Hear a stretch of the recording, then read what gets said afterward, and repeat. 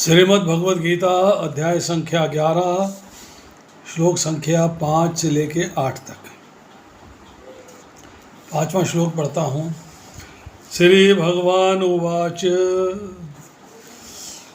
पश्यामे पार्थ रूपाणि शतशः अथ सहस्रशः नानाविधानि दिव्यानि नानावर्ण आकृतिनि च।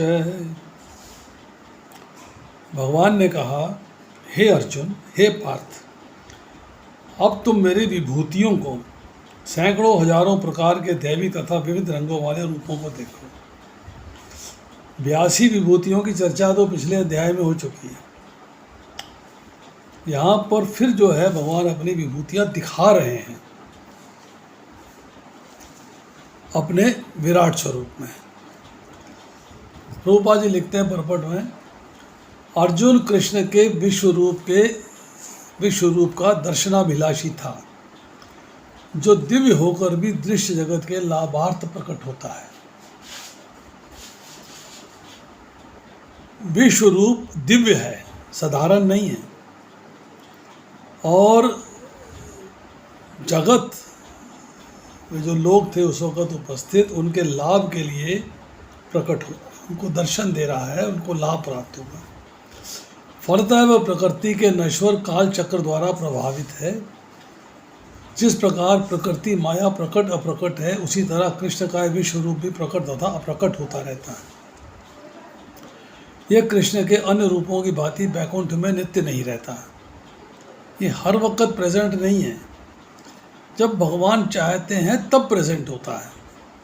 जहाँ तक भक्त की बात है, विश्व रूप देखने के लिए तनिक भी इच्छुक नहीं रहता। लेकिन चूंकि अर्जुन कृष्ण को इस रूप में देखना चाहता था, अतः वे ये रूप प्रकट करते हैं। सामान्य व्यक्ति इस रूप को नहीं देख सकता। श्री कृष्ण द्वारा शक्ति प्रदान किए जाने पर ही इसके दर्शन हो सकते हैं।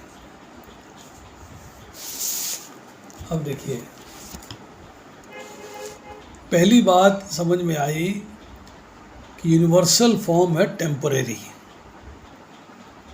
11वें अध्याय के 5वें, 6ठे और 7वें 3 श्लोकों में भगवान अपने विश्व रूप का वर्णन करते हैं और अर्जुन को उसे देखने की आज्ञा देते हैं। अब जो भगवान कृष्ण के भक्त हैं, वो जनरली साधारण तौर पे उनको विश्व रूप देखने की कोई इच्छा नहीं है, कोई उसके दर्शनाभिलाषी नहीं है।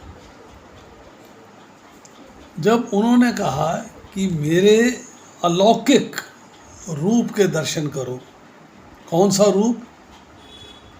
सैकड़ों तथा हजारों, नाना प्रकार, नाना वर्ण तथा नाना आकृतियों वाले इस रूप के दर्शन करो।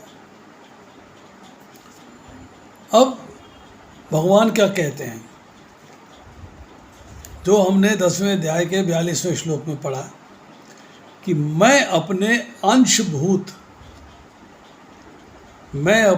अंशभूत प्रकृति के अंतर्यामी प्रथम पुरुष अर्थात कारणानवशाही अर्थात कारणोदकशाही विष्णु, हजारों सिर वाले, हजारों आँखों वाले, हजारों चरण वाले स्वरूप को तुम्हें दिखाता हूँ। अब तुम सावधान हो जाना, अर्थात अपना मुख मेरी तरफ करो और मेरे इस एक ही रूप में, एक रूप जो तुम्हें दिखाई देगा, उसी के अंदर सैकड़ों स्वरूपों और मेरी अनंत विभूतियों को देखो।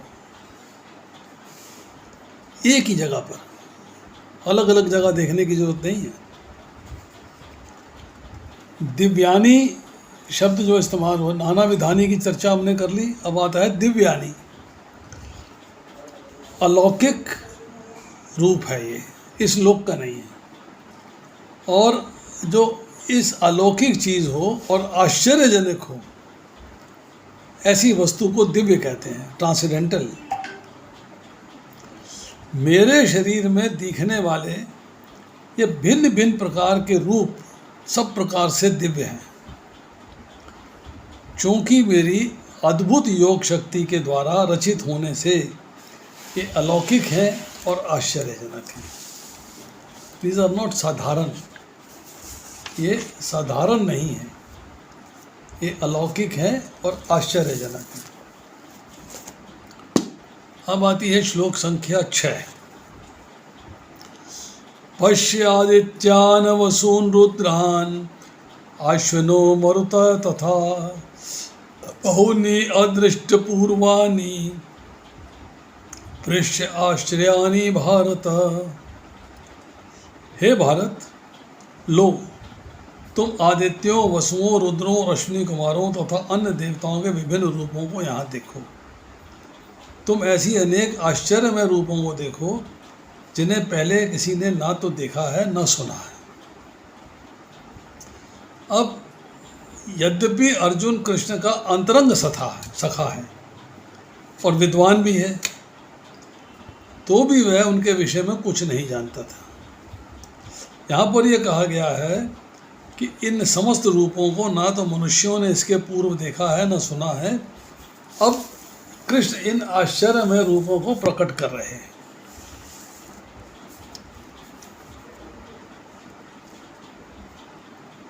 अब चर्चा आती है कि इस विश्व रूप के अंदर बहुत सारे मैनी अनफैथमेबल मिस्ट्रीज हैं, आश्चर्यजनक है, रहस्य है, गोपनीय है, समझ में नहीं आती। क्या समझ में नहीं आ रही? आदित्य भी हैं, वसु भी हैं, रुद्र भी हैं, अश्विनी कुमार भी हैं, मरुदगण भी हैं। ये सारे के सारे प्रधान देवता हैं। इनका नाम लेकर देवताओं को अपने विराट रूप में देखने की आज्ञा दे रहे हैं कि सारे मेरे विराट रूप में उपस्थित हैं, प्रेजेंट हैं वहाँ पर। अदृष्ट पूर्व मतलब जो दृश्य पहले कभी देखे हुए ना हो, आश्चर्य, अद्भुत, देखने मात्र से जो आश्चर्य उत्पन्न कर दे।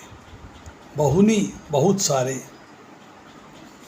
सारे ऐसे दृश्य हैं, ऐसे अद्भुत दृश्य हैं जो आपको आश्चर्य उत्पन्न कर देंगे। 12 आदित्य हैं, धाता, मित्र, अयरमा, शक्र, वरुण, अंश, भग, विवस्वान, पूषा, सविता, त्वष्टा और विष्णु। 8 वसु हैं, धरा अर्थात पृथ्वी, अनल अर्थात अग्नि, अप अर्थात जल, अनिला अर्थात वायु, ध्रुव, सोम अर्थात चंद्रमा, प्रत्यूष प्रभाष। 11 रुद्र हैं, हर, बहुरूप, त्र्यंबक, अपराजित, वृषागपि, शंभु, कदर्पी, रैवत, मगव्याध, शर्व और कपाली। ये सारे के सारे तुम इसके अंदर देखो, मेरे इसी रूप के अंदर एक ही स्थान पे, एक ही जगह। उस एक स्थान की चर्चा अब आएगी। ये एकस्थं जगत कृष्णम पश्य अद्य सचर अचरम मम देहे गुडाकेश यत च अन्यत दृष्टम इच्छसि। यहाँ प्रभुपाद लिखते हैं इसके अनुवाद में, हे अर्जुन, तुम जो भी देखना चाहते हो, तुमने चाहा था अंश मात्र से मैं इस ब्रह्मांड में कैसे प्रकट होता हूँ, वो देख लो। तुम जो भी देखना चाहो उसे तत्क्षण मेरे इस शरीर में देखो। तुम इस समय तथा भविष्य में जो भी देखना चाहते हो उसको ये विश्व रूप दिखाने वाला है। यहाँ एक ही स्थान पर तुम्हें चर अर्थात चलायमान और अचर जो चलायमान नहीं है सब कुछ मिल जाएगा। कोई भी व्यक्ति एक स्थान पर बैठे बैठे सारा विश्व नहीं देख सकता। यहाँ तक कि बड़े से बड़ा वैज्ञानिक भी ये नहीं देख सकता कि ब्रह्मांड के अन्य भागों में क्या हो रहा है, किंतु अर्जुन जैसा भक्त ये देख सकता है कि सारी वस्तुएं जगत में कहाँ कहाँ स्थित हैं। कृष्ण उसे शक्ति प्रदान करते हैं। इस तरह अर्जुन कृष्ण के अनुग्रह से सारी वस्तुएं देखने में समर्थ है। चरम चक्षुओं से नहीं देख सकता, शक्ति कृष्ण देंगे तब देखेगा। कृष्णा की जो शक्ति है वो समय और स्थान से परे है। अर्जुन करोड़ों वर्षों तक भी भ्रमण करके जो पूर्ण रूप से नहीं देखा जा सकता, उस संपूर्ण विश्व को मेरे ही शरीर के अवयव में अवस्थित देख, एक ही स्थान पर देख, एक ही स्थान पर, एक समय पे, एक ही स्थान पे मेरी कृपा से सब कुछ देख सकता है। अब मेरे इस रूप को ब्रह्मांड का आश्रय, प्रधान एवं महत्त्व का कारण, अपनी विजय, दूसरों की पराजय और अन्य भी बहुत कुछ जो देखना चाहे देख सकता है। हमने जैसे अभी चर्चा करी 10वें अध्याय के 42वें श्लोक की, मैं तो अपने एक अंश मात्र से संपूर्ण ब्रह्मांड में व्याप्त होकर इसे धारण करता हूँ। एक अंश मात्र, चिंगारी की तरह अंश मात्र। मेरे एक अंश में चर और अचर सहित संपूर्ण जगत को देख ले। मीन्स तू जहाँ दृष्टि डालेगा वहाँ तुझे अनंत ब्रह्मांड दिखाई देंगे। और कहाँ? मेरे इसी शरीर में। पैर के नाखून में देखेगा तो वहाँ असंख्य ब्रह्मांड दिखाई देंगे, सर के बाल में देखेगा तो वहाँ असंख्य ब्रह्मांड दिखाई देंगे। च अन्यथा द्रष्टुम इच्छसी, भगवान के शरीर में जो बातें वर्तमान, भूतकाल और भविष्य में होने वाली हैं सब देख ले। जो बीत चुकी है वो भी देख ले, जो होने वाली है वो भी देख ले। अब आती है श्लोक संख्या 8। न तु मां शक्यसे द्रष्टुम अनेन एव स्वचक्षुषा दिव्यम ददामि ते चक्षुः पश्य मे योगम ऐश्वरम। किंतु तुम मुझे अपनी इन आँखों से नहीं देख सकते। अब मैं तुम्हें दिव्य आँखें दे रहा हूँ। अब मेरी योग विभूति को देखो। जब अर्जुन अपनी चर्म चक्षुओं से नहीं देख पाया तो हम अपने चर्म चक्षुओं से कैसे देख सकते हैं? शुद्ध भक्त कृष्ण को उनके दो भुजी रूप के अतिरिक्त अन्य किसी भी रूप को देखने की इच्छा नहीं करता। भक्त को भगवत कृपा से ही उनके विराट रूप का दर्शन दिव्य चक्षुओं, नेत्रों से करना होता है, ना कि मन से। विराट रूप का दर्शन, दो चीज़ें बताई जरूरी।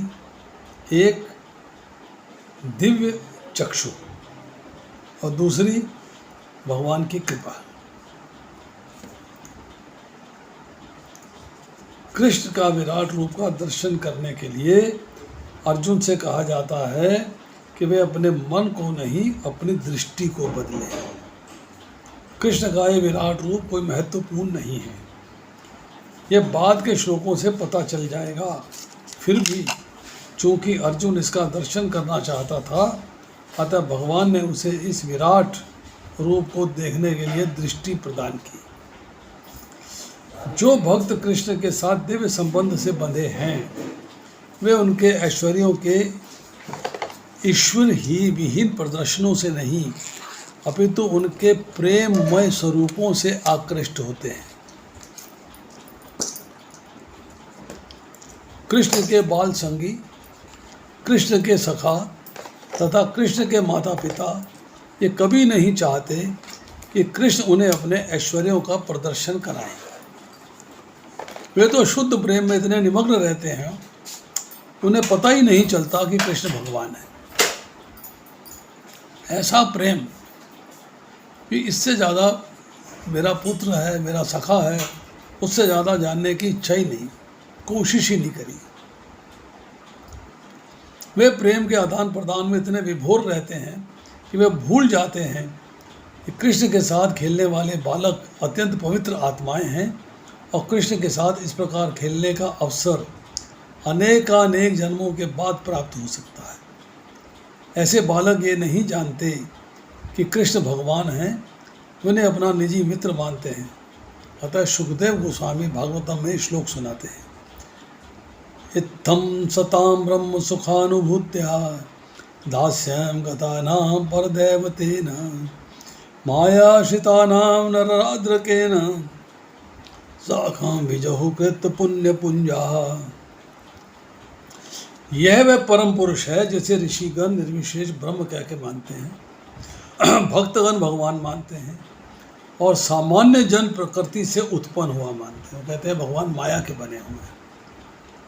ये बालक जिन्होंने अपने पूर्व जन्मों में अन्य पुण्य कर्म किए हैं, अब उसी भगवान के साथ खेल रहे हैं। भागवतम 10वां स्कंद 12वां अध्याय 11वां श्लोक। तथ्य तो ये है कि भक्त विश्वरूप को देखने की इच्छा नहीं करता, किंतु अर्जुन कृष्ण के कथनों की पुष्टि करने के लिए विश्वरूप का दर्शन करना चाहता था।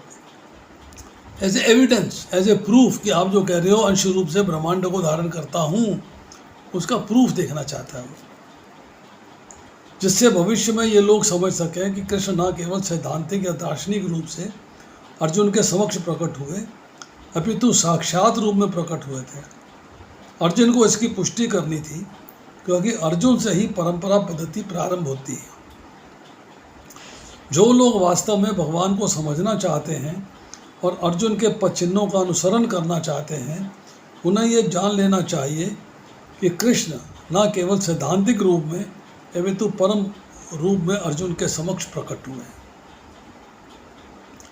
भगवान ने अर्जुन को अपना विश्व रूप देखने के लिए आवश्यक शक्ति प्रदान की, क्योंकि वे जानते थे कि अर्जुन इस रूप को देखने के लिए विशेष इच्छुक न था, जैसा कि हम पहले भी बता चुके हैं।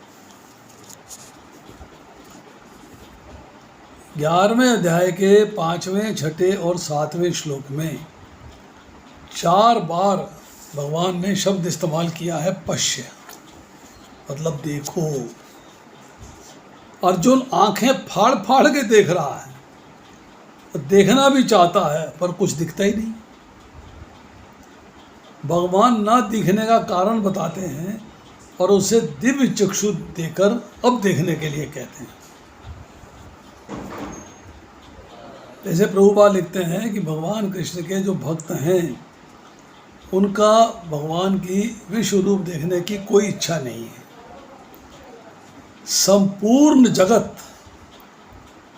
जिसके अंतर्गत है, वह स्वरूप इंद्रियों से अतीत है। इंद्रियों से आप नहीं देख सकते, नहीं जान सकते। अतः इसे देखने के लिए मैं तुझे दिव्य नेत्र प्रदान करता हूँ। उन दिव्य नेत्रों से मेरे इस स्वरूप को देख।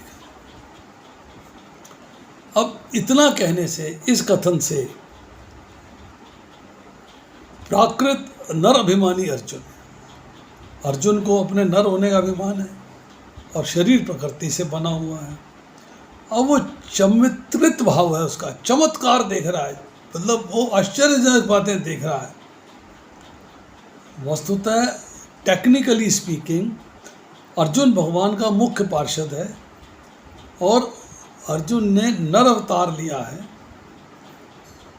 परंतु नर अवतार होने से प्राकृत मनुष्यों के समान चरम चक्षुओं वाला नहीं है, पर फिर भी नहीं देख पा रहा, कोई दिव्य चक्षु नहीं है। डाउट क्या है? अर्जुन अपने नेत्रों द्वारा कृष्ण का माधुर्य अनुभव कर रहा है और वह अर्जुन श्री भगवान के अंश विश्व रूप के दर्शन में असमर्थ हो दिव्य नेत्र ग्रहण करे। ऐसा क्यों? भाई भगवान के अंश जो है वो होने के नाते भगवान का माधुर्य अनुभव करता है, परंतु विश्व रूप के दर्शन नहीं कर पाता। तो आंसर क्या है कि जो सर्वोत्कृष्ट नेत्र, उच्च स्थिति के नेत्र, उच्च कोटि के नेत्र श्री भगवान की नरलीला रूपी महामाधुरी का आस्वादन करते हैं, उनके नेत्र अनन्य भक्त के समान देवलीलामय तथा ऐश्वर्य को नहीं देख पाते। अर्जुन के नेत्र पूर्ण स्वरूप कृष्ण के सखा हैं, तो वे उन्हें भगवान नहीं मानते। प्रेम रस का आस्वादन करने वाला अर्जुन कभी ऐश्वर्य में अंश रूप विश्व रूप देखने में समर्थ नहीं हो सकता, क्योंकि वो प्रेम रस का आस्वादन कर रहा है। विराट रूप की जिज्ञासा करी है अर्जुन ने, दिखाने की इच्छा भी प्रकट करी है अर्जुन ने, और सरेंडर भी किया है, और सरेंडर करने के बाद विराट रूप देखा है। भगवान के जब शरण हो जाते हैं तो शरणागत का सब काम की जिम्मेदारी भगवान लेते हैं। तब अर्जुन ने सरेंडर कर दिया है, अर्जुन की प्रार्थना पर उसे ऐसे नेत्र प्रदान किए गए जिससे साख्य प्रेम रसवादन कारिता लुप्त हो गई। अब सखा का भाव लुप्त हो गया, अब क्या भाव आ गया? सरेंडर का।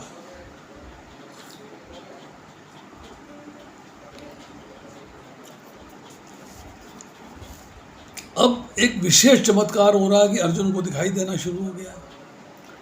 अब वो विशेष चमत्कार प्रदान करने के लिए ही देवलीला में रूप ऐश्वर्य ग्रहण में श्री भगवान ने उनके प्रेम रस आस्वादन के विपरीत नेत्रों को प्रदान कर दिया।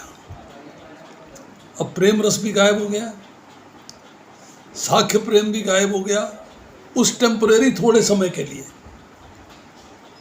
अब वहाँ पर जो है उसको दिव्य नेत्र प्रदान हो गए। इम्पॉर्टेंट क्या है? इम्पॉर्टेंट है कि अर्जुन को नेत्र तो दिए पर दिव्य मन नहीं दिया। उसका मन जो है वो साख्यवती रहा। सो परम ऐश्वर्य में विश्व रूप को देखकर वह लोभित नहीं अपितु त्रस्त हो गया, डर गया कि ये रूप उसे बड़ा भयानक लगा। जब भगवान ने कहा कि मैं तेरे चरम चक्षुओं में ही, नए नेत्र नहीं दे रहे, मैं तेरे चरम चक्षुओं में ही दिव्य शक्ति प्रदान करता हूँ, यही चरम चक्षु दिव्य नेत्र बन जाएंगे। अब पश्य क्रिया, पश्य देखना, पश्य का अर्थात होता है देखना। इसके दो अर्थ हैं।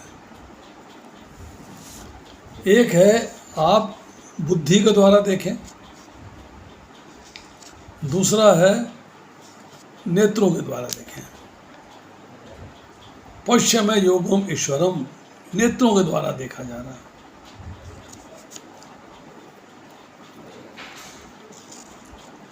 बुद्धि से देखना हो गया, भगवद गीता के 9वें अध्याय के 5वें श्लोक में आ रहा है, पश्य में योगम ईश्वरम।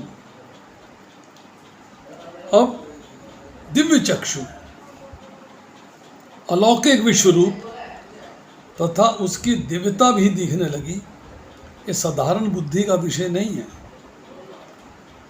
सामर्थ्य किसकी है? उन दिव्य चक्षुओं की जो भगवान ने दी है। जो दिव्य चक्षु रूपी शक्ति भर दी है इन्हीं चरम चक्षुओं के अंदर, उसके कारण हो रहा है। अब एक एग्जाम्पल देते हैं। किसी व्यक्ति को का खा गा नहीं पढ़ना आता, उसके आगे आप भगवद गीता रख देते हो तो कहता है काली लकीरें हैं, ये काली लाइनें हैं, लिखा गया मुझे पढ़ना ही नहीं आता। अब उसे का खा गा का ज्ञान है, तो वो जो है का खा गा के ज्ञान से अक्षर पढ़ लेता है, शब्द बना लेता है और वाक्य बना लेता है। ये अक्षर है, ये इसका शब्द बना है, ये वाक्य है। अर्थात वर्णमाला का ज्ञान होते ही अर्थ भाव सब दिखने लग जाते हैं। तो यहाँ पर बात आ रही है दिव्य चक्षुओं की, कि दिव्य चक्षु जब प्राप्त हो गए तो उसे दिखने लगा, उसके पहले उसे दिखाई नहीं दिया। अब इसके बाद चर्चा आएगी, संजय उवाच होगा। जो कुछ वहाँ चल रहा है उसके बारे में अब संजय बताते हैं। ये चलेंगे श्लोक संख्या 14 तक। अब 15वें श्लोक में फिर अर्जुन उवाच आएगा। तो 9, 10, 11, 12, 13 और 14 ये श्लोक जो है हम करेंगे कल, जिसमें संजय ने क्या बताया है धृतराष्ट्र को, वो बात होगी। तो आज इतना ही। शेष फिर मैं आपको अनम्यूट कर देता हूँ।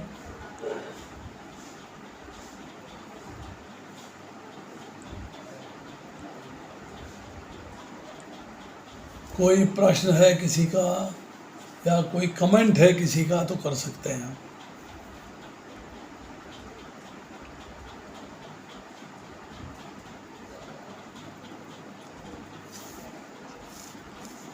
कृष्ण प्रभु जी, यस बोलिए। प्रभु जी, भगवान ने तो अपना विराट रूप अर्जुन को दिखाया, इससे पहले और उसके बाद कभी किसी को नहीं दिखाया? नहीं, इसके पहले किसी ने नहीं देखा। जी, thank you Prabhu ji. Hare Krishna.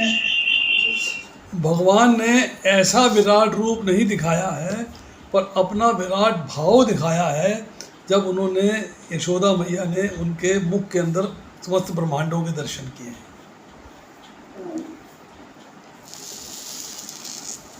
Hare Krishna Prabhu ji. Yes माता जी बोलिए। प्रभु जी, ये जो विश्व रूप दिखाया, दिखाया है, किसी की आवाज आ रही है, एक मिनट। हाँ जी बोलिए। प्रभु जी, ये जो विश्व रूप दिखाया है उन्होंने अर्जुन को, ये उसके लिए था या हम जन साधारण के समझने के लिए भी था? देखिए, ऐसा है कि विश्व रूप दिखाया है, यह आपने अभी पढ़ा है कि जब तक दिव्य चक्षु नहीं होंगे किसी को दिखाई नहीं देगा। हाँ जी, नहीं, पर हम लोगों के समझने के लिए भी उन्होंने, कि आगे की जनरेशन्स को पता चले कि मेरा ये ऐश्वर्य था, तो इसके लिए देखिए, आप तो देख नहीं सकती ना। जब आप देख नहीं सकती हैं तो फिर आप तो उसको सिर्फ अंडरस्टैंड कर सकती हैं, कान से सुन के आप देख सकती हैं, हाँ भाई ऐसा रहा होगा। हाँ जी, वही बस जब अर्जुन नहीं देख पाया तो हम कहाँ से देख लेंगे, ये सोचिएगा। हम पढ़ के समझ रहे हैं कि हमारे लिए था। उसको इमेजिन करिए आप, इमेजिन करके कि कैसा होगा। वो इतना बड़ा है, इसकी चर्चा आगे आएगी। आप जो है सोचें कि वो जो रूप है वो निराकार रूप के अंदर आपको दिखाई दे जाएगा, तो ऐसा नहीं है। वो जब आप इसके बारे में पढ़ेंगे तो आपको पता लगेगा कि कितना बड़ा है।